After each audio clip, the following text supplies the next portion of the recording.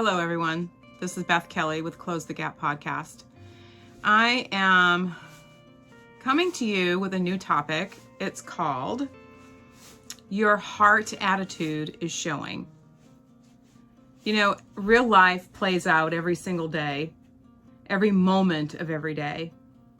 And usually we see examples of this in the way people's heart conditions are. My personality is such that I look at the good in others, no matter where I go or what I do. I choose to be kind and humane because I don't know what you're going through, just like you don't know what I'm going through.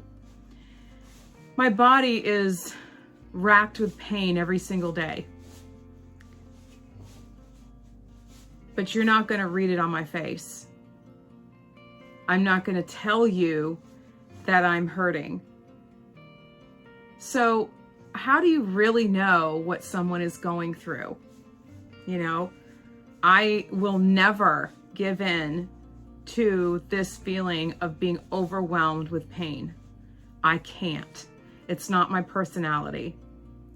I cherish the interactions that I am able to make every single day. In my interactions, I choose happiness and peace. I choose to be an uplifter, and I choose to be a woman of Christ. My disability, I look at it as I am not as bad off as some people. And I thank God for that every day. So I make a conscious choice, a conscious decision to step out of myself and serve others right where I am able. It may be in the form of a genuine compliment to someone out in the public. I might think it's, someone that's young or old. It might be, male or female. It might be an encouraging word or a heartfelt thank you or a God bless you. Thank you for all you do.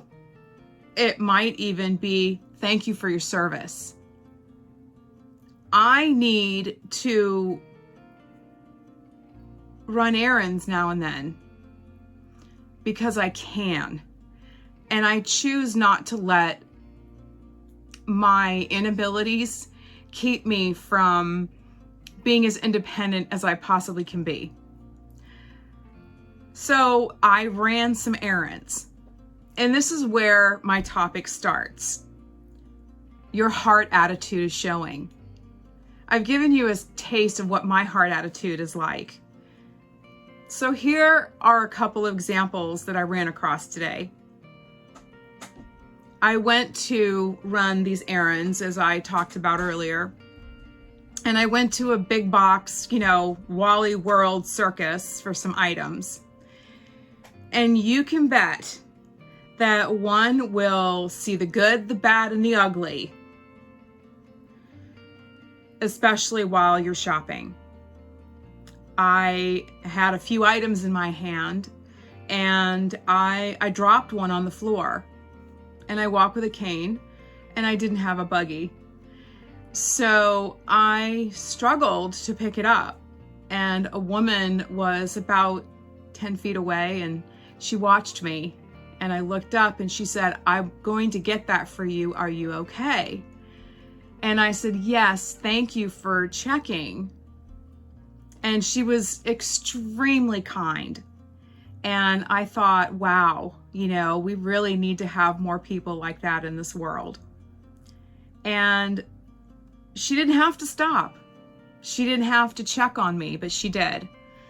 And her caring heart just showed through. And God revealed her heart condition. So her heart condition was one of kindness and love and mercy for her fellow human.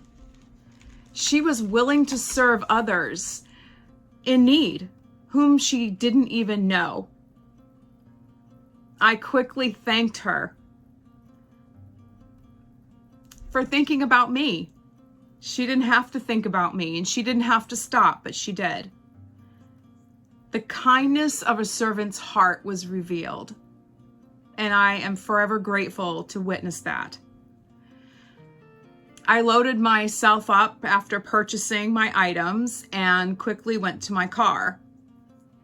And as I was preparing myself to exit my parking space, I noticed another car had pulled in front of me, directly in front of me. And I witnessed this woman driving into this spot. She was not happy. She was not happy someone left their cart next to the parking space that she had chosen. She then put it in reverse and repositioned herself. That was interesting. And then we made eye contact. I dare say that my eye contact usually doesn't change. I try to make eye contact in a very loving and, approachable way. I did not get that in return. I was a bit taken back. And at that moment, we made eye contact. Her heart condition was showing in full. It was full of hate. All because of my skin color. She began to make gestures at me of indignation, and the hate that was in her eyes was absolutely appalling. I was more than ever wanting to get out of there as quickly as I could, because her heart condition was showing. It was one full of hate and disgust. And she gestured with her eyes, and you could just read it on her face, that said, "Move already, And with that kind of hate for another human being that you don't even know. She didn't know me. All she saw was my skin tone. This woman chose to treat another person, another human being, whose skin tone did not match her own, with hatred. In the spiritual realm, because she had hate in her heart, she has committed murder in her heart. And that is in the eyes of the Lord. What is your heart condition saying? What are the words that you spew out of your mouth saying to someone else? The issues we face today are not #BLM. It's about the inability to love others, regardless of skin tone.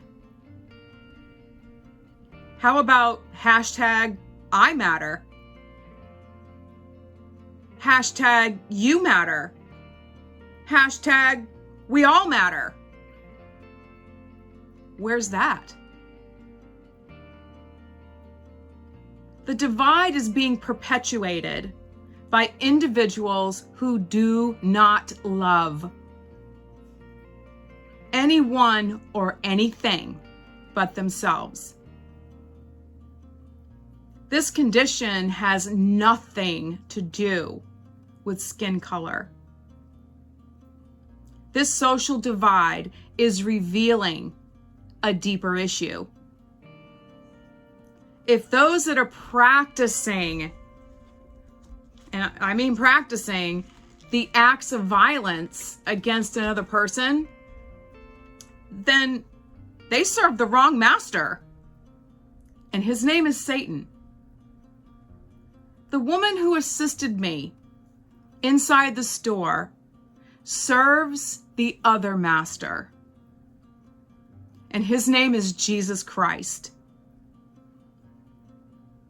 In 2 Chronicles 7:14, it says, "Then if my people who are called by my name will humble themselves and pray and seek my face and turn from their wicked ways, I will hear from heaven and I will forgive their sins and restore their land."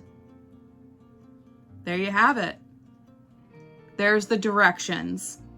There's our manual for getting our country back online. Now in Jeremiah 4:2, it says, "Then when you swear by my name, saying, 'As surely as the Lord lives,' you could do so with trust, justice, and righteousness. Then you would be a blessing to the nations of the world, and all people will come and praise my name." So I have a challenge for you tonight. Are you going to be a heart condition of love or a heart condition of hate? The choice is yours. You do get to pick. And you pick what you get. But the consequences are also you pick what you get. So I pray that you have found something that you can relate to in this podcast. If you have questions, please email me at closethegap.podcast@gmail.com.